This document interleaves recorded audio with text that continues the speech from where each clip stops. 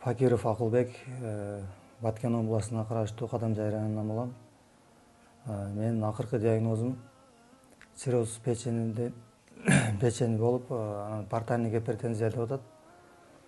Бунун эмеси кан токтобой коюу коркунучу бар деп врачтар тез арада операция жасаш керек деп атат.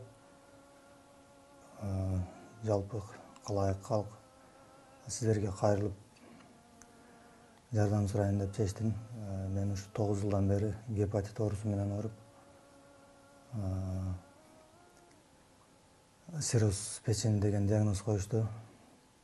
Тез арада операция кылыш керек деп атышат врачтар.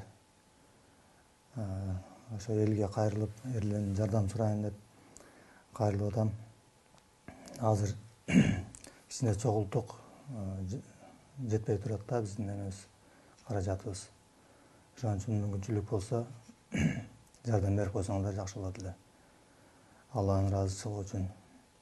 Буга чейинки жардам берип мага акча которгондорго баарына ыраазычылык билдирем. Алла ыраазы болсун сиздерден. Бирок дагы эле жетпей турат. Сумма $30,000 дейт, эми көп сумма экен.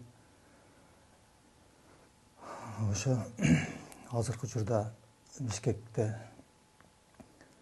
больницадан лечениеден чыгып, ушу шаарда турам азыр.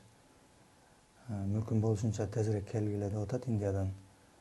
Бүт документтерибиз даяр. Индияда врачтар менен да сүйлөшүп атабыз, эртелетип келгиле деп атат. Ошо анан менде азыр портальный гипертензия деп коет экен. Ушу кан токтобой калуу коркунучу бар дейт да.